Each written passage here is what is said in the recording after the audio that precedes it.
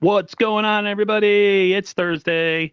It's 9:30 Eastern, 6:30 Pacific time. So that means it's time for Aaron and Raj talking Niners. Uh, Definitely not the conversations that I think we were thinking about having. We talked off stream about what we were going to talk about, but there's still another game, and we can right a lot of wrongs if we just take care of our own business. But before we do that, I just want to say what's up real quick to Raj. How you doing, man? I'm good. I'm good. I had In and Out tonight, so we are doing great. I'm hyped up, and let's say shout out to the chat. Hope everybody's doing great. What's up, not Yeah, faithful? yeah. The chat is popping. Um, This this week's it's different because it we haven't had a lot of losses recently. So this is it's not a Wednesday or a Thursday talking about what's great and what's we're looking forward to. It's more or less what ails the 49ers, what happened in the last game, and what we can do to kind of right the ship. So um you were at the game. You experienced that, whatever that was, in person. You know what we're going to talk about first? Brock Purdy. He had a rough outing. You could talk about whose fault the interceptions were, but they still go on his tally at the end. So whatever is whatever. What was your biggest takeaway from that game? Um, was it more of what the Ravens were doing? Was it the 49ers getting in their own way? Was it a little bit of both? How are you looking at this 4 days later, 3 days later? Yeah, I mean that's a good question, but honestly, it's a little bit of everything. Everything you said, right? The Ravens came out, chip on their shoulder. We sat here talked about it last week, where they were they said they didn't want to be the underdogs. They're going to prove they're the best team in the league, and they hadn't really played. People could, and I said it too. I said they really haven't had that statement game. Well, they made a statement all right on Monday Night Football. That was their statement game, and I think the Ravens came out, punched the Niners in the mouth. I think Yep. Kyle got out coached. Brock Purdy had a horrible game. This is his worst game of his career. But you know what? Every quarterback's going to experience that. It was a learning experience. This game was a learning type of game. You get humbled. Um, they won six in a row after had losing three in a row. Sometimes you just get outplayed and outcoached, and you just get beat, and that's what happened. Niners were beat. I mean, they still moved the ball fairly well, for the most part. They just turnovers hurt them, and then it put the Ravens in good field position. So anytime you're going up against a team with good field position, your defense is going to get tired, and yeah, that's what it was. Brock Purdy definitely didn't have his best game, but I got to say, I commend Brock Purdy, man. This man, he didn't sugarcoat it at all after the game. His presser, he says, I got to do better. I got to look in the mirror and figure this thing out. And today, a couple days later, 4 days later, when he met with the media, man, this was like one of the most refreshing press conferences I've ever seen. I was like, God, man, this guy's really 24. Like the way he handled himself, the way he spoke today. And he said, I got to learn. And, there's things sometimes I want to take this big risk, but he says sometimes it's not worth the risk, and I got to live to play another down and make my teammates, see another down and move forward. So I'm hyped up to see what Brock Purdy does this week, like everybody else. I think he's going to bounce back. I think this is a get right game for the 49ers, but definitely a game where the 49ers learned a lot. And I guess the ultimate, theme that I've noticed that most Niner fans are saying is, at least it was a regular season game and you lose now. And it was a game where, I mean, if you really think about it, they could have lost it because they still have the number one seed in the NFC. They had that game cushion. So ultimately, it's not the end of the world. The sky's not falling. They can still win these next two games and be the number one seed. That's the biggest takeaway I got from this is if they win the next two games to finish the regular season, they get the number one seed, home field advantage. They can get healthy, all that stuff. Me and Bashar talked about this. You brought it up. I talked about it with Ted because I didn't have a Monday show. Bashar seemed to think that losing now or the week before, the week, the last week of the season, whatever. He's like, I just couldn't see us going on a run where we win 10 straight to go to the super, go to, and then we go to the Super Bowl and we lose, right? That's kind of what I was thinking too. But at the same time, it was such a, it was such a glaring loss. Like they kicked our ass straight up. Like you can Yeah. say it's good for the team. It's good, humbling experience, or you can just say that you got punched in the mouth and you had nothing to come back from. Brock was uncharacteristically, I don't know, tepid in the pocket a little bit after two of those interceptions. And I think the defense was put on a bunch of short fields, which didn't help them at all. I think Kyle Shanahan was outcoached in this game. I just watched that smug ass smirk that you get from Harbaugh, and I'm just like, Nah, I know. Kyle still hasn't reached that point yet in his coaching career where, he might be slap around a lot of other teams, but when it comes to certain coaches in the league like Andy Reid and John Harbaugh, they got his number so far. So, oh yeah, I just watched that game. I was so mad watching it, but I kept it all inside. I was miserable for about a good 2-3 days. yeah. Imagine being there on the sideline watching that Yeah. game. Wait, you It were was, on the sideline? dude. It was insane. What? I had You bought didn't these. tell me that. Yeah, I didn't know it was gonna be like this. So I bought these tickets a while back. Me and my friends, we all bought them, and then like a couple days later, my friend, who it was her birthday on Christmas, I guess she had a connection. Like she knew like the VP of 49ers tickets. Like he's like one of the big guys, like the big wigs, 49ers, like big wig and tickets and stuff. And she knew him from like her old job. I guess she worked at this coffee place, and she found out he worked for the 49ers, and they were really good friends. And he goes, if you ever go to a game this year, let me know. I'll take care of you and get you hooked up. So we thought it was gonna be like field passes, right? We're on the field doing the field passes pregame, so we're like right in there where all the fans are and the players are. Like being pregame warm-ups and being on the field was one thing. We get the VIP lounge passes. We got free food all the whole time, free food, Wow. drinks and stuff. And then we're literally, there's like a sideline behind the player sideline, and we're standing there. I was like 10 feet in front of behind Trent Williams and all these guys while they're playing. It was an incredible experience. So for me, yeah, it sucked that they lost, but I still had a great time because it was a good experience. But man, oh man, That's awesome. these guys and how pissed they were on the sidelines, like they got kicked in the teeth. And George Kittle earlier in the week says that Kyle Shanahan told him that this team, from the moment the first whistle goes, they're going to try to hit you and take you down and be physical. And that's exactly what happened. The Ravens are a very physical team. But again, this is a team that they might see later down the line. And I think they learned a lot from this, and they're going to use this as, film to study from. And there's a couple of takeaways. And we talked about this during the week on my show, that Nick Bosa says that Lamar was different than what they prepared for, right? He looked at the film and it was different. Like he played in real time, different from what the film showed. So that's one thing. Like, wow, okay, they have more stuff that they didn't prepare for. So the other takeaway is, this is what Dante Whitner said, is maybe the 49ers kind of played vanilla this week and they don't want to tip their hat and say like, okay, if the Ravens had more that they were showing that the Niners never prepared for, maybe the Niners have more that they're not showing to everybody. So some people are saying, hey, yeah, the Niners kind of played vanilla. So, the Ravens. I have that video, by the way, if you want me Yeah, to I play posted it. that video too. And that could be it. I don't know. Maybe we could play it if you want to like talk about that. But even if that's the case, if Kyle Shanahan played vanilla, that's silly. You don't play to like dumb down and not try to show your. That just, You got to play to win the game.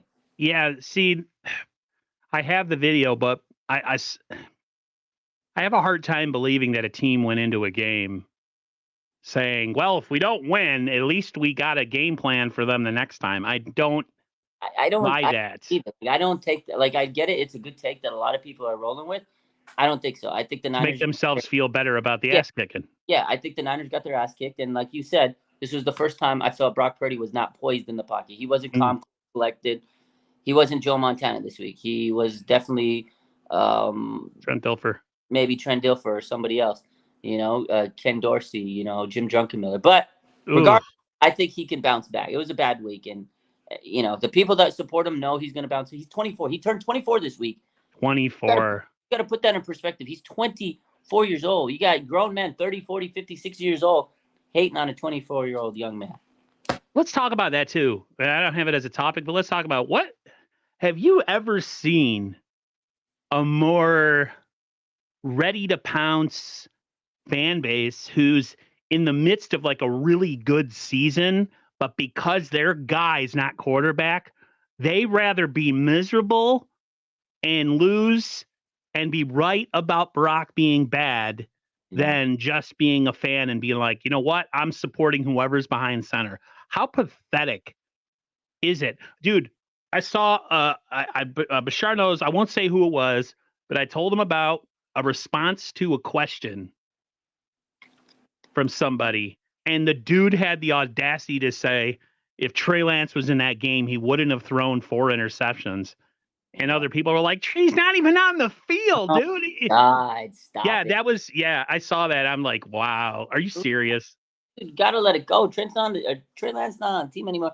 Who knows what he would have done on this team? Brock Purdy's had a MVP caliber season, and Mike Vick and RG3 talked about it. They said he's a top 5 quarterback this year. And if you really look at the numbers, look at his play and everything. Yes, he's had a bad game. Quarterbacks have bad games. Joe Montana threw 4 picks in 1984. Threw 4 picks before. Cam Newton threw 4 picks. Mr. Cam Newton, who we're going to talk about later. Tom Brady. The great quarterbacks sometimes have a bad day. Everybody has a bad day in life. This man is okay to have a bad day. Nobody's perfect. Nobody's perfect. People are going to make mistakes. I guarantee you that everybody in this world has made mistakes in their life and have had bad days. It happens. Now, how do you bounce back from that? That's what we need to see. That's what's important. But the media was waiting for this. The media was waiting for this, Aaron, for him to fall apart and shrivel up and have a bad game. They were waiting for it. And yeah, mine did. My man Bash says these people were celebrating our loss and they call themselves Niner fans. It's not just the Niner fans. Like the media in general, we're waiting for a moment like this because they were waiting for oh, look, Brock's not the guy. See, this is why he's Mr. Irrelevant. This is why he's the last. He's not elite. He had a bad game where he threw 4 picks. Next week, after Washington, let's say he throws 4 touchdowns. I need to see the same energy those people had. They are They waiting. won't. They'll say he's a product of the system. Vultures. Yeah, if you call yourself a 49er fan and you are celebrating the struggles of Brock Purdy in a game, you're not a real Niners fan. No. You have ulterior motives that are way deeper than football. You got some stuff going on up here, then you need to get checked out, because to sit there and be all mad and tightened up, waiting for something finally to happen where you could say, see, that's pretty pathetic existence. Mm-hmm. Touch some grass, go outside, be your wife. If you have a wife, make love to your wife, whatever, man. You got it. Yeah, man. You got to, yeah. You got to do something. This is ridiculous, man. It's, I'm of the mindset that, I said this before the season. I said he's going to have games where we're going to question him. He's going to have some bad outings. Everybody does. And yet, every time he does, because he's playing so well, and I said this to Ted, I said, it was hard to watch because it's like I didn't expect him to play that way. Yeah, it was bad. At all. So, I don't know, man. I'm ready to move on and talk about other things, but I thought I'd get your mindset because it's the ongoing story. He's going to be like this all the time. Yeah, it's quarterback talk with 49ers is going to be ever, lasting. And it was in the past, it was, okay, they need a quarterback. Okay, they drafted a quarterback. They got Trey Lance. Okay, he's not ready. Oh, he's injured.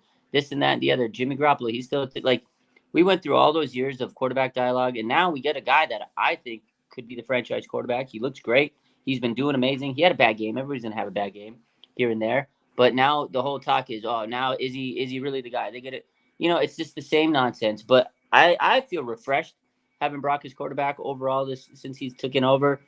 He's been great, man. And I think that he's a breath of fresh air because every day I wake up and I'm like refreshed that there's no quarterback controversy. Oh, yeah, okay, bad game, whatever. It was tough to watch being there. And like, you can tell they were pushing the ball down the field and then boom, momentum shift. Boom, momentum shift. And shout out to the defense. The defense was actually playing pretty good for the most part because, again, they had good field position, the Ravens, short field. And honestly, man, if they didn't have those turnovers, it's a different game. But, again, it is what it is. You learn from this. And I think the biggest takeaway is Brock's going to learn. He said today, he says, I am going to learn a lot from this game and not how to know when to be aggressive, know when to scale it back. And he goes, my teammates trust me. And, my favorite part of that whole interview, actually, at the end, today in the press conference. This is why I love Brock, man. Like a couple weeks ago, they asked him about the backwards hat, and he just was like, yeah, it is what it is. Today, they asked him. They say, oh, so you're wearing your hat forward? He's like, yeah, I had some hat hair. When I came out here, I wanted to keep my hat forward. He goes, yeah, I might have grown a little. Like he knows he's taking digs at these media. Like he takes small shots when he needs to, but he's so humble. How can you hate Brock Purdy, man? He's so humble. He's a great player. Backward hat mode, baby. I love Brock. We're going forward hat because we're gonna go forward hat. Okay, I'm going back. Because Brock says we grew a little. Oh, we grew a little. I'm mature now. I'm more mature. Yeah. So I gotta be with the hat forward now. I got a haircut the other day. I was, trying to show it off. That's why I keep going like this. I got you. I don't have as glorious hair as Raj. Trying to grow a beard eventually. I don't know. I'm thinking about it. Beard and the hair like your boy. I'm gonna look like a big red freaking brawny lumberjack. Ooh. I also noticed that he said in his press conference that maybe he did get caught up in the whole it's a big game and it's I got to show out in a big game. I like that he low key admitted that maybe he was pressing. I think he was. And it's refreshing because so much with Jimmy Garoppolo was he said robotic, pre-thought out answers and never really took the heat. He always said it was like a team thing and we. This man, 24 years old, everybody hating on him all the time because he's not who we wanted at quarterback, apparently for some. And yet he just stands up there like a professional. Nothing would make me more happier than win the Super Bowl this year and him just standing there with that trophy, just being like, you know what I mean? So real quick, I don't know if this is for me or for Raj. Okay, let's see. I can't never see the comments on this.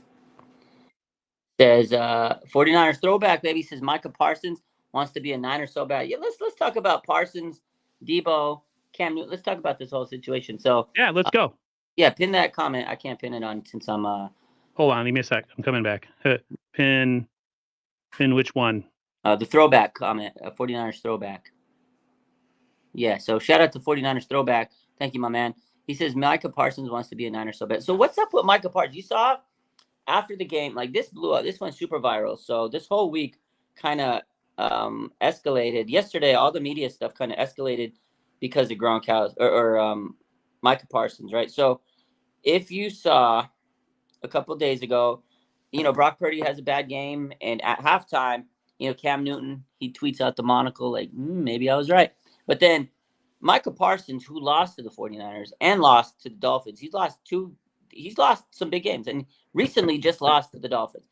He tweets out, you're down 21, speaking of the Niners, and there are no shots or development throws. Should tell you all you need to know. So he's basically slamming Brock Purdy. And then a week ago, before he was on his podcast, this man's on a podcast, that's all he focuses on sometimes. He said, I could do what Tua's doing. I could do what Brock Purdy's doing. I could throw a screen pass to Debo. I could throw a pass to Tyreek Hill. They're going to make me look good. He said that about these guys. And then again, on Monday, he says, down 21, there are no shots or developmental throws. It should tell you all you need to know. So he's basically saying, Brock's terrible. He's a system quarterback. Rob Gronkowski, he says it's really weird that he's tweeting it out there, especially losing to the Dolphins, losing to the Niners, and he's out there talking all this trash about these players. And then Debo, he says, Micah Parsons, you're worried about us so much. I think you want a Niners jersey. And he's like, bro, you keep talking about, do you want to be on the team? And then he also called him out on the Hey K Adams show, on Up and Adams. And he basically, first he told Cam Newton, stop texting me. You were texting my phone. And then he said, well, I don't know why Micah Parsons is so infatuated us. He wants to be us so bad. It's weird. But that whole situation yesterday spiraled out of control. All the drama. I felt like the Shade Room posting all that news, T. And but what's up with Micah Parsons? He's sitting here, always talks about the Niners. I've never seen a dude more obsessed about another team than his own career and his own. They're in season, bro. You got a podcast. That's awesome. Do all this trash talk in the off season, dude. It's in your team's fighting for, a playoff. Well, they got a playoff spot, but your team's still fighting for seeding, right? and you're sitting here worried about what the 40. Every time we play you, we whoop your ass, and you're a non-factor every time. So you don't matter. You don't matter to me. You're a non-factor. So you can keep talking. At least we went into Philly. We talked our ass after the game when we lost because Brock got hurt in the championship game. And then we went into Philly and we beat their ass by over 20 points. Yeah. So we talked and we backed it up. You talk, never back it up. And then all you do is talk. And then you're still talking, even though you didn't back it up. Like if you would have had him, if the Cowboys would have beat the Niners, he could talk all he wants. Like I'd be like, I can't say nothing. They beat it. Like if you win, if you beat a team, you can talk all you want. But they didn't. And now he's still talking. And you know one thing, I love the quote by Rob Gronkowski, by the way. He goes, losers focus on winners, and winners focus on winning. So that's right. That tells you, man, Parsons is a loser because he's focusing on other teams that are winning, that are doing the right things. But if he wanted to be a true winner, he'd be out there focusing on what he needs to do to win. But he's always focused, like you said, on other team, on the Niners specifically. And that's why Debo says, you talk about it so much. Do you want a jersey? We'll go grab you a jersey. Come over here and play for us because you want to be on a championship team. You're going to focus on a winner because your team's not a winner. You're losers. So, oh, man, I was pissed off about that. Real quick, like and subscribe to both channels. If you're on RSF 49ers Live, come over to First Takes. If you're on First Takes, go over to RSF 49ers Live. Watch both channels. Like and subscribe to us both. If you're on my Instagram and you see that we're on here, come over to YouTube. Support the channel. Raj is making some moves lately, man. I want to say that hard work pays off, and sometimes it doesn't for some of us, but I can say that for Raj, it absolutely 100% has. I'm so proud of you, man, and happy for your success. I hope you keep growing and growing on YouTube. And like me and Bashar always talking about,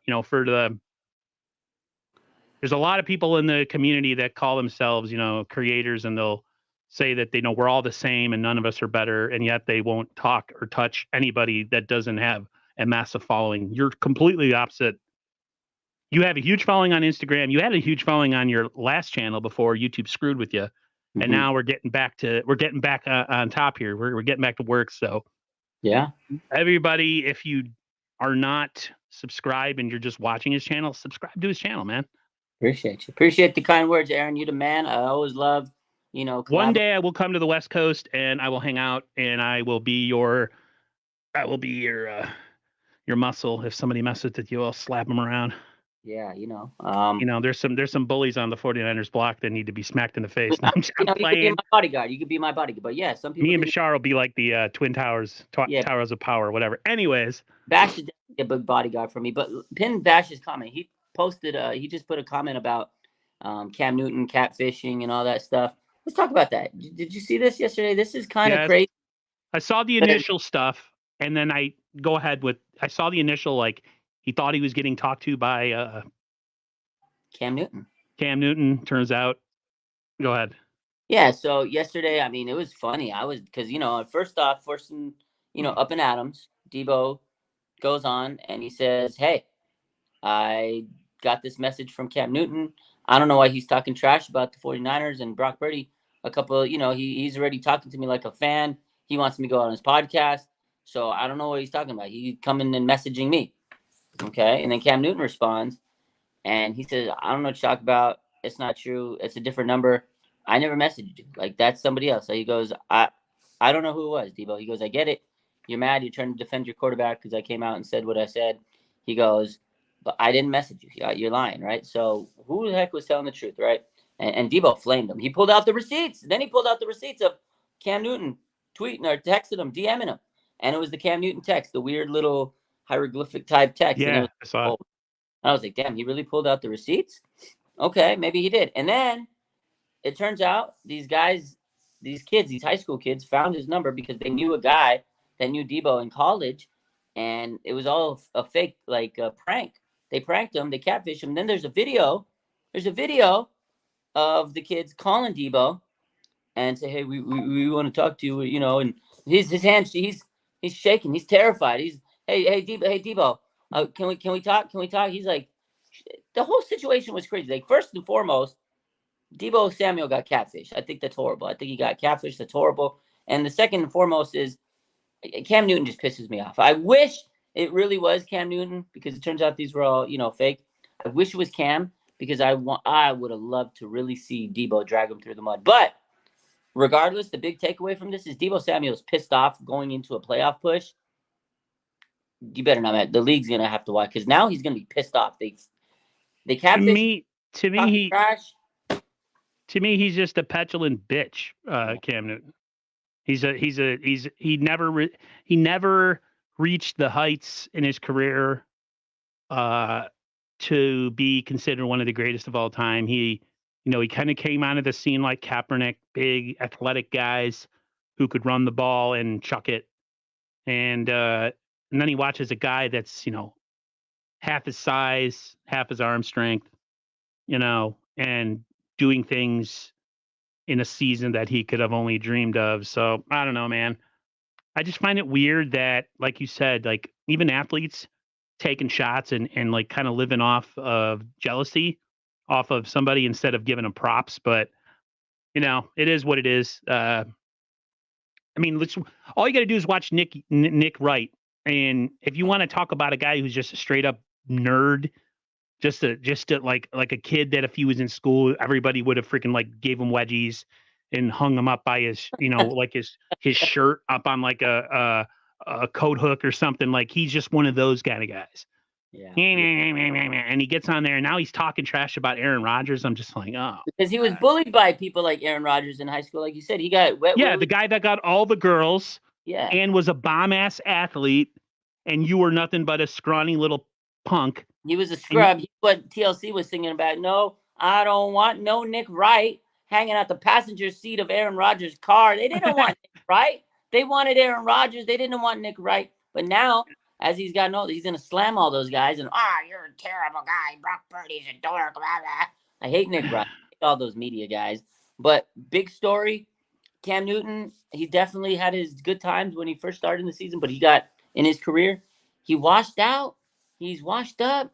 He got passed over by Mac Jones. He's okay to have everybody's entitled to their opinion. Me, you, we have our opinion. But this man is going out and just slandering people for the views, and he knows he's doing it for the views. And I wish that Debo didn't get pranked, but I mean, it's kind of funny when you think about the whole situation. Like Nick Wright, a bootleg John Wick. Funny. Why do you guys say he looks like the Penguin? That's hilarious. What were you gonna say? Penguin. No, there's a comment I wanted to take a look at here real quick. Tell me which one it is. Let me see. It's depressed Niners fan. He says, Raj, Aaron, after Fred's podcast episode, do you still think the significance of the first seed is still significant? What's your guys' opinion? Did you hear? I agree and I disagree with him. I disagree in the fact that when he says it doesn't matter, it does matter. Getting that number one seed and getting one less playoff game to play and getting all your games at home and getting a week off. Are you kidding me? Really? You want a long ass playoff run where you're beat ass tired in the Super Bowl? I understand what he means when he says that you can go into the playoffs. Look at the 87, everybody who's old enough, the 87 49ers, right? Best record in football. I think they lost 2 games that year. They were 13-2 because it was a strike shortened season. Went into the playoffs against the Vikings. Montana played one of his worst games of his career. The Niners got slapped around. Montana was benched in the game. Steve Young came in. Niners still lost. That team was probably one of the best 49er teams. And they had home field advantage and everything. And they lost in the divisional round. So I understand what he's saying if you want to go that route. But to say it doesn't matter just as a whole, So his take is this, what he said. He goes, I don't care about the number one seed.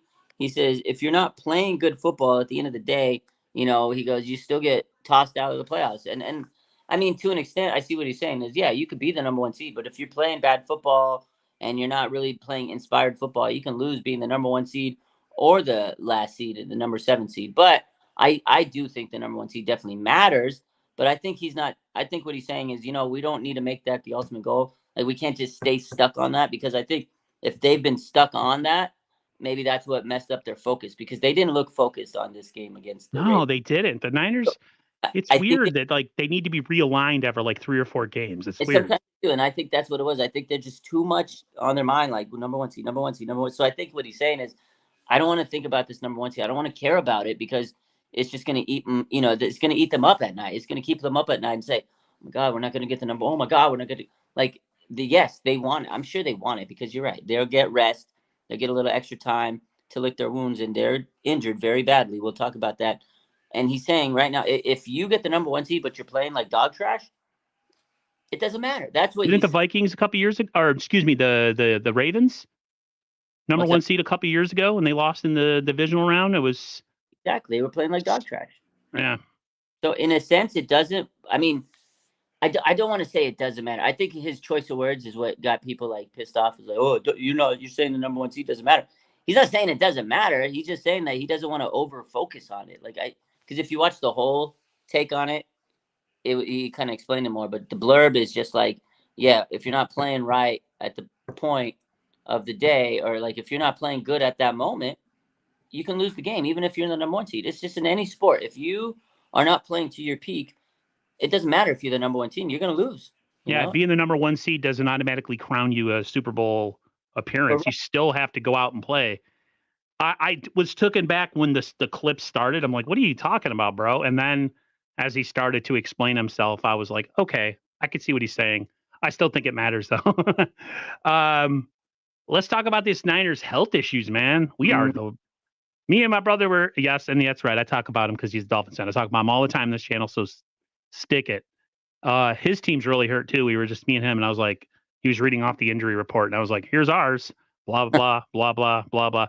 Yeah, we're hurting going into Washington, man. This is Yeah, ridiculous. bad. You talk about not needing Randy exactly. Randy Elite Daytona. Aaron, you have a brother? Yeah, I know, right? I just thought the Niners, you know, if one thing doesn't say the need of a week off is it's just all the injuries right now. Trent Williams with the groin, it looks like he's going to play. I think Aaron Banks got hurt, right? And Jalen Moore. Yeah. So Aaron Banks is a turf toe issue. Yep. Jalen Moore got a concussion. And so two linemen right there that are solid in terms of depth, and one of them's a starter. They're banged up, and thankfully he's okay. He avoided a serious injury. He's got a groin issue. And then who else do you got injured? Juwan Jennings. This must be the worst concussion of all time because he's still in the concussion protocol. And then obviously Arik Armstead, he's dealing with the foot and knee injury, and Kyle Shanahan's a little bit more concerned than he was a few weeks ago. So basically the same injury as it was last week. And then this injury kind of crept up. I don't know if you saw this injury today. Yep, I know you're talking about Jair Brown. Nah, it's not good. It might be a blessing in disguise though right now because he's been that game was rough. Yeah, he's been missing some tackles. I know we're talking about health, but that's the one thing I will say if that is concerning. We'll come back to the injuries, but like the missing tackles part has just been something to watch and just be like, man, I don't remember this. You know, call yourself the number one defense. Number one defense don't miss tackles like these cats. I mean, Fred Warner's missing guys. Jair Brown at least twice a game. The last couple games I've seen him go flying past guys and miss them. I'm just like, oh my God. Yeah. You know, like get there, at least get in his way and have somebody else wrap it up, but to just completely blow past. You know what it is with these guys? They go for the knockout hit instead of the wrap up. They're trying to hit him hard. Yeah. They don't wrap up. But as far as the injuries, like, yeah, the Jair Brown one was definitely something of concern. I know they asked Kyle, he said Isaiah Oliver could play safety. Logan Ryan. I know that Logan Ryan. Logan Ryan, yeah.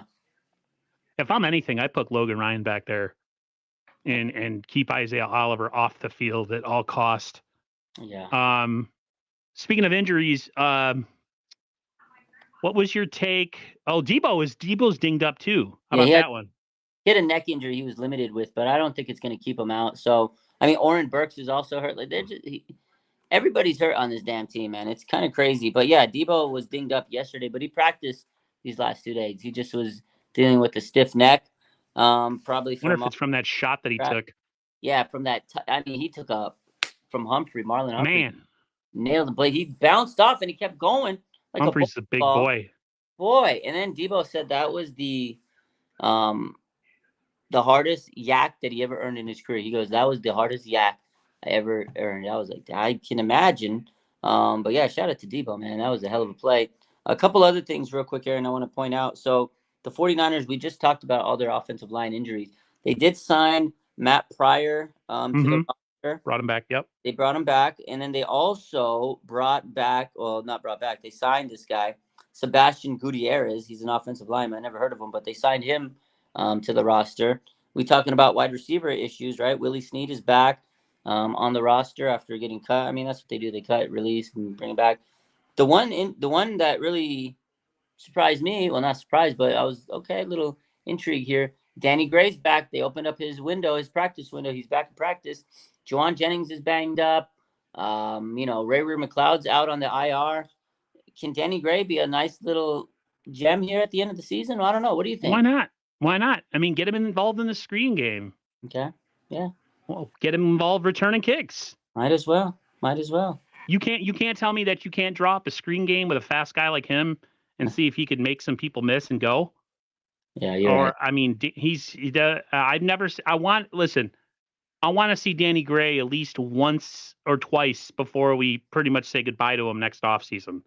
Yeah, I feel like he's almost a guaranteed camp cut next year. Might be a cut, but if he doesn't show any type of growth or any type of ability, he's gonna be a bust in a cut. You're right, absolutely. The Niners they hit on Debo and they hit on Ayuk, but they missed on Pettis, and they so far missed on Gray and Jalen Hurd. You got to be physical, and Juwan Jennings was a dog, but in Kyle's system, you have to be physical. You have to be able to hit, block. Those guys, Pettis didn't block. That boy was worried about his conditioner and his hair and other things. And then you have Danny Gray. It doesn't seem like he's a willing blocker. That's one thing that Debo said this offseason. I remember is they're trying to teach Danny Gray the way of how to be a Niner receiver in terms of blocking, and Jalen Hurd was just always hurt. He probably could have been good, but who knows? But you're right, man. The 49ers, they're hit or miss with these receivers. And Danny Gray so far has been an absolute miss. Can't see the field. He can't catch the ball. He can't block. I don't know. I want to see him because he has some blistering speed. You throw him out on that screen pass. I mean, he could turn a 5-yard screen pass into a 90-yard play. Like he has. Right.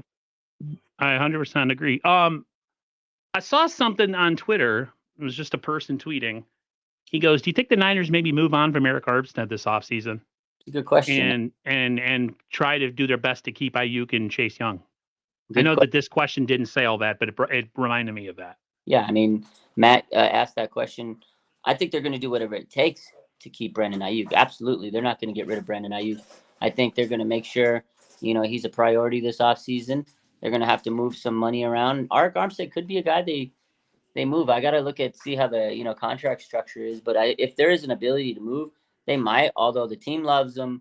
He's a big-time veteran. You saw, when they presented him with the, Walter Payton Man of the Year nomination, all the players said, "Oh, how much of a great guy he is," especially Javon Kinlaw. He was gushing about it. It's his mentor. So in the sense of keeping this guy because he's such a leader, it might be hard for them to get rid of him, and also the injuries might make it hard for them to get rid of him because he, as good as he is, as good as he has been throughout the last couple of years, and it's hard to keep him sometimes because he makes so much money, but he's hurt. He's getting messed up with the plantar fasciitis. And that's an injury that can linger for a couple of years or months or weeks. Who knows? Plantar fasciitis you can always have it. Yeah, it's a chronic condition, and he might have it again next year. So, if the 49ers are trying to keep these guys, maybe you can get rid of Armstead. You get some middle tier guys that are not going to take up as much money, and then you can bring back a Chase Young. You can bring back Brandon Ayuk and sign him to a mega extension. But it's going to be a tough decision. Ultimately, that's definitely something they're going to have to really struggle with in the offseason. I mean, he definitely is a guy that they might have to consider moving, especially if they want to keep certain guys. It's a business, unfortunately. And speaking of a business, with Armstead being hurt, they had to make a big signing this weekend. They did sign Sebastian Joseph Day. They did this because their D-line depth is depleted. Armstead's hurt. Khalil Davis got hurt, right? And then Hargrave has been playing through a hamstring injury. So they needed some depth, run stuffing, because what has been going on over the last couple of weeks, they can't stop the run. They can't tackle. Armstead's a big part of that, interior rush, stopping the run, and they had to go get Joseph Day. So I like the move, but yeah, what do you think about Armstead moving away from him and that whole situation? I mean, according to Bash, it looks like his cap hit might be huge, but um, no, unfortunately, as much as I like him as a person, with the injury being what it is, and him now knowing you're always going to have him missing time, if there is any way to move him and get some sort of cap relief, um, I really think the Niners need to do everything they can to keep Chase Young. I really do, because it's really hard to find an opposite edge rusher, unless Chase Young just goes out and gets, just offered so much money that the Niners can't compete. Then I say let him go.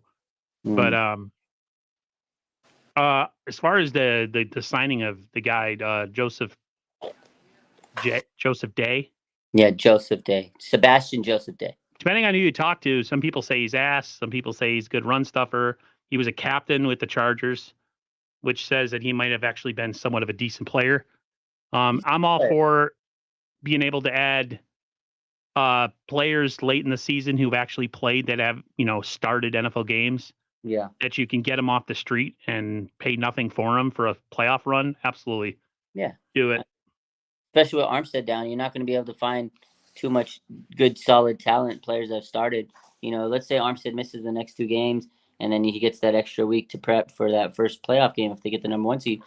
This guy might have to play 2 games, and he's going to have to really step in. And because he's had starting experience, he's been a captain, he's played on a high level defense.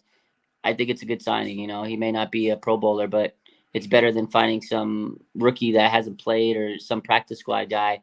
You need to stop the run. You need to be able to really have a guy that knows how to get it done, and I think he'll be able to fit right in. They got him up to speed this week in practice. He's trying to get it down. Now, how much is he going to play? Because this is his first game with the Niners, and he has to learn the scheme. That's to be determined. But because he's a veteran, it's going to not take him as much to get up to speed. So you get these good veteran type players that were captains.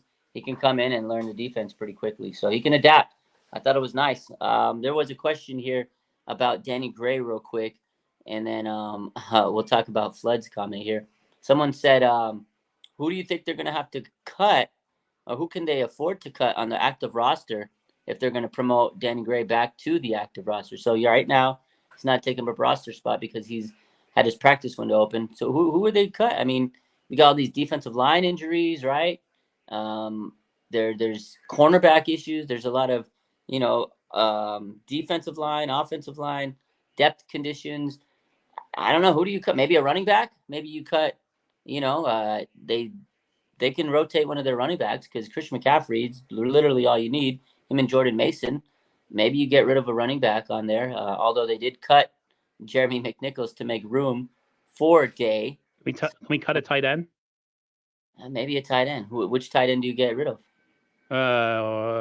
Dwelly. Yeah, I guess so. You cut him and maybe put him on the injured reserve. I don't know. That's a good question. Thank you, by the way, Jupes. Yeah, I know her in person, people, so I call Jupes. Jupes for the $3 super sticker. Appreciate it very much. That's tough, man. That is super tough. I don't know. That's a good question. Honestly, everybody's important right now with the injuries. It's hard to really say who are you going to cut. You can't cut a wide receiver. They got none to cut. Yeah, man, that's a good question. I don't know. I would say cut an offensive lineman, but we don't have enough of those either. So, yeah. Man, I have a feeling Danny Gray's not going to end up seeing the field this year. You don't think so? No. Wow. If he sees the field, like, maybe Elijah Mitchell. Oh, that's a good one. I mean, he's never healthy. Yeah, I could see that right now. I mean, Mitchell. Matt Keller says Mitchell, Dwelly, and Oliver. Dwelly, Oliver, maybe Brandon Allen, but you want to make you have 3 quarterbacks for a reason. You never know. Yeah, that's a short list. I mean, you can maybe the offensive lineman, Ben Barch, like you said, offensive lineman, but the 49ers can't afford to cut an offensive lineman right now. So Blood Moon says he said Mitchell is a waste of a roster spot. Cut Mitchell, who hasn't played for the last 2 years, hardly. 100% agree with you, Blood Moon. He's an absolute waste of roster spot. The man's never healthy. I'm sure he's not unhealthy on purpose. He's just some human bodies aren't meant for professional sports. I know mine wouldn't have been, and his definitely ain't. I would have been on the DL all the time with like an injured toenail or something, you know. So, yeah, he needs to go to. Yeah, maybe they'll put Mitchell on IR. That's a good question. Maybe. Seems to be on the injury. He seems to be on the injury list every single week. Mitchell, all the time. Every time they have the thing flash across the screen at the bottom of the screen on NFL Network, Mitchell's name is always listed as doubtful. Like if they have something rolling on, I'm just like, oh my gosh. Yeah. My brother's like, is he ever play? I'm like, no. And it's crazy because I think the guy that made the comment, he also says, like, who would you specifically cut without having the threat of losing a roster spot? Because, you know, the 49ers, they usually cut people and then bring them back after they clear the waivers. Because, yeah, Mitchell's good. He would probably get claimed by a team.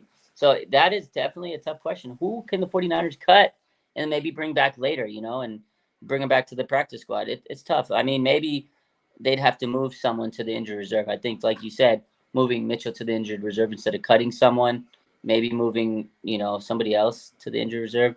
I hope, again, you don't want him to put Arik Armstead in the injured reserve. At this point in the season, there's no way. Matt Keller says, how many more years do you think Trent has left in the tank? I'm going to be sad when he retires. Same with Gibson. If they win the Super Bowl this year, I think he's out. Same. Yeah. If the Niners win the Super Bowl, I think he retires. No reason for him to stay. No reason. Right off in the sunset. Take that money, you and your wife, man, and your kids, and just say goodbye. Go to Disneyland. You'd never see me again. I would buy some off-the-grid location. I'd put a giant satellite on my roof, and you'd never see me. I would literally get into like a car or a bus or something and just drive off into the ocean somewhere and just never be seen. Not literally me in the ocean, but like the car. I didn't need it anymore. I'm in a place where no one will ever find me. Throw it in the ocean. Because yeah, if you have that money, you got that. You know what they call that? As much as I don't like Larry Krueger anymore, that's FU money. Oh, yeah. When you're so rich, it's called FU money. That's like you're so rich, it's just like you. FU, man. Do what I need. Right. I want to talk about something that it's not an issue for us for a week, but I'm going to bring it up now because we have to play them the last week of the season. How scared are you of the Rams right now? I don't know if I don't want to say I'm scared of the Rams, but I know that's going to be a very tough game. That's the last game of the season. It's going to be most likely a game where the Rams are trying to fight for a playoff spot. You know, if they win this week, they win next week, they're in the playoffs. And I would love nothing more than to end their season and not allow them to make the playoffs. But they're surging. They're playing really good. They're, you know, coming together. Matt Stafford's playing really solid football. Puka Nacua, man, that guy's unbelievable. Kyron Williams becoming a top running back threat. So, yeah, Sean McVay's really figured it out with this team now. And early in the season, they were really banged up, and now they're healthy. So, I don't want to say I'm scared about them, but I know that's going to be a very intense matchup. And I hope the 49ers aren't looking ahead this week because I know everybody's going to say Washington's an easy opponent and it's a get-right game, which I think it's a get-right game. But you can't overlook them because if you're overlooking them, you get smacked in the mouth, and then things get really interesting. If you go in and play Washington and don't win, like you're going into the playoffs. You don't deserve much. Yeah, you need to go into there and beat them like the redheaded stepchild, and I can say that because I'm a redhead. Yeah. You need to beat them like the redheaded stepchild that they are. I mean, just smack them around. You know, I know 21-17 game. I'm talking like 45-13, something like that. Like, I thought we would struggle against the Ravens. I thought there was a chance we would lose. The way we lost is still hard for me to get over. You know what I mean? It's still hard for me to get over, and that's why this game now is so much more important. And it's against a team who a couple weeks ago somebody said Commanders. Now it's like you need to win this game. So Yeah, you better not lose this game. You better not lose this game at all. At all. Purdy, I want to see him bounce back. Don't change who you are, my man. Go out there and sling the rock. Well, Jupiter's talking about mascots fighting each other. That's pretty funny. Bye troll. What's going on? I don't know what's going on. There's some stuff going on in the chat. I don't know. Anyways, what do you think about this Washington game come out? Well, give me your thoughts on the Commanders. Well, I mean, they're playing Jacoby Brissett, seasoned veteran, definitely a cause for concern. They have some players on the outside. Defensively, I mean, they got rid of their two best defensive ends, but I think they still have Gerard Payne. Am I correct? Mm-hmm. So, I mean, they got some players. I mean, the Niners are the better team, even with all their injured players. Absolutely. So the Niners need to just go into this game and just play the ball they've been playing all year, and they should be fine. They should win by 20 points at least. Yeah, they should. Yeah. Go ahead. No, I said I agree. They should win this game by double digits. Absolutely. Yeah, this is a game. You got to really just treat them like they are. Smack them around. Take out your frustrations from the Baltimore Ravens on the Washington Commanders. Yeah, I think just take out every ounce of frustration and lay it down upon the Washington Commanders. Yeah, with the fury. Yeah, like drop the elbow like the Rock. The rock bottom. Do the stunner. Do all that stuff. They need to go out. Brock needs to throw like 4 touchdowns. I want to see Brock have a big game. 4 touchdowns would be nice. Because I want to see this. Where he's icing his Vans. I want to see the swag. Because I think last week he had water in his Vans. Yeah, he definitely. There was no ice.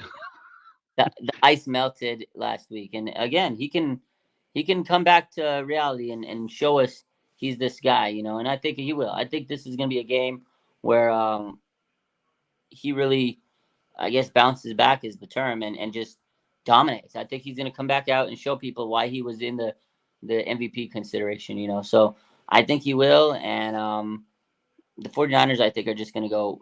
They're going to really bounce. I think they're going to be angry, and they're going to play angry. We know Debo's angry. We've seen him. He's close to being another 1,000-yard receiver. Brandon Ayuk's a 1,000-yard receiver. Christian McCaffrey's a 1,000-yard runner, and then you got George Kittle 9 yards away from being a 1,000-yard receiver. Like, this is crazy how great this offense was, and I think we're going to see them back to that top tier. I think this week we're going to see them all revved up, pissed off, angry, and they're going to shellac. Remember who you are. Yeah. Remember who you are. Yeah. The Ravens are a great team. Mm-hmm. A lot of people picked us to lose that game. We lost that game. I didn't think we would lose in the fashion that we did, but to me, it's just one of those take care of business type games. You go in, the team sucks, you're playing. You can't lose to them, right? And you go in there, you take care of business, and then you worry about the Rams to close out the season. Listen, everything the Niners want to accomplish is right in front of them. All they got to do is win the last 2 games. Home field advantage. They get 2 weeks to prepare. They get healthy. Everything you want to say that's happy about, having that time off will be great. And then they play whoever they play, and they play in Santa Clara. So give me a bold prediction for Sunday's game, and then give me your prediction for Sunday's game. Bold prediction, Joe, yeah. Yeah. Brock Purdy comes back, plays like Joe Montana, throws 4 touchdowns. Yeah, Score prediction, I'm going 49ers 38, Commanders 17. I like that score. I think bold prediction, Deebo Samuel, 3 touchdowns. He's going to be playing pissed off. 3 touchdowns for Deebo. Mark my words. He's playing angry this week. Brock Purdy will have 2 of those touchdown passes to him, and he'll probably throw one to Kittle, throw one to CMC. 4 touchdowns. I agree with you on Brock Purdy. No interceptions. I think the 49ers Right now, because this might change tomorrow when I do my prediction show at Bash. Right now, I got the 49ers. 41. So they'll have 35, drop 2 field goals. So it'll be 41-13. They're going to beat the piss out of Washington. They better. Oh. Niners need to win out to keep it, but I know. Let's see. So if the Eagles lose, The Lions lose. if the Eagles and the Lions lose and we win, would we get the number 1 seed? Number 1 seed, yeah. Yeah. That's this week, right? Yeah. The Lions play who? Cowboys. Uh Dallas versus Detroit. So we got to be a Cowboy fan this game, and we also in the Eagles though they play what, the Giants? Yeah, no, they played the Giants last week. They play. I don't know who the Eagles play this week. I can't remember. I can't think. Who. So we got to pull for them to. Oh man, that would be great. We're all stressed out, right? And then we like whoop the Commanders, and then like that happens, and then we're like, don't even have to worry about the last game of the season. That would be great. That'd be great. That'd be fantastic. I might just sleep in on that day. I need it. I've been yawning all night. I will streak in my neighborhood. No, I won't do that. Sorry. Don't do it. No, that's never mind. I shouldn't have said that. Anyways, I'm gonna edit that out after the stream. That's never gonna happen. You gonna edit that? Oh, they played the Cardinals. The Cardinals are a tough out. Cardinals are a tough out. At least they were against us. They're scrappy. They're a scrappy team. Scrappy. And they have Scrappy Doo as their quarterback. Tell me why he reminds me of Scrappy Doo. Remember how Scrappy Doo was always like really pissy with Scooby Doo? Yeah, that's Kyler Murray. Trying to think anything else that's on the docket before we get out of here. I think that's it. I think we hit everything. I think that pretty much covers it. Aaron streaking, and I'm getting a front row seat. Hell yeah. Sorry guys. I'm trying to think.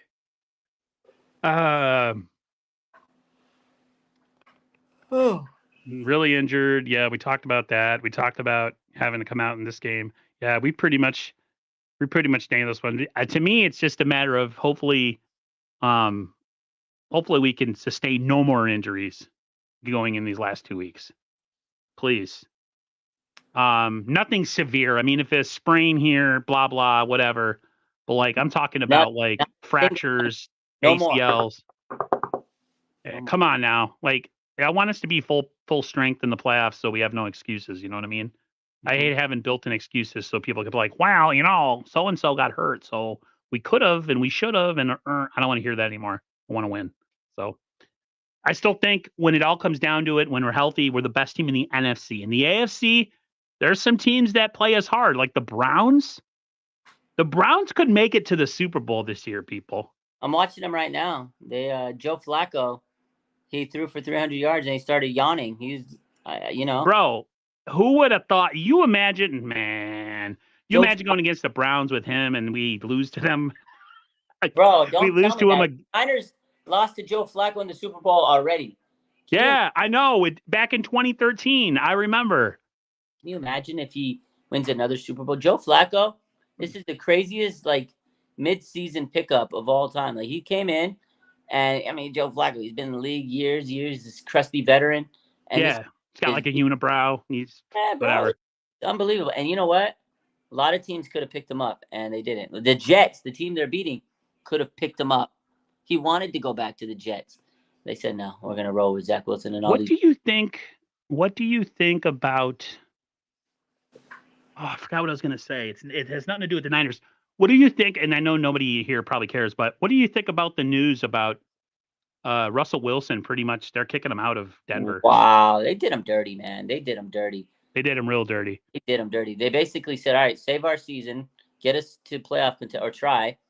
Oh, but we're not going to be able to pay you next year. Now we realize when we utilized you and we kind of made an assessment of our team because Sean Payton says, well, yeah, we like him, but through this season, we realized we need an O-line, we need a wide receiver, we need this, we need all these positions. So if we cut Russell Wilson, then we can afford all those positions. So it was like, oh, thanks for helping us get to where we need to be, and thanks for letting me know what we need on this team. But guess what?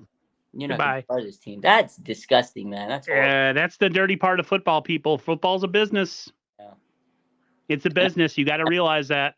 I hated Russell Wilson for years, but Yeah. that's dirty, man. I still don't like him. I think he's phony as hell, but Yeah, he is. that is super dirty. But That's dirty. listen, everyone, we're going to get out of here. Thank you for the lively chat. We'll be back next Thursday, hopefully talking about a Commanders beatdown and preview of the Rams game. I'll see you Saturday with Bashar, 6 p.m. Eastern time on my channel this week. That'll be lively for sure.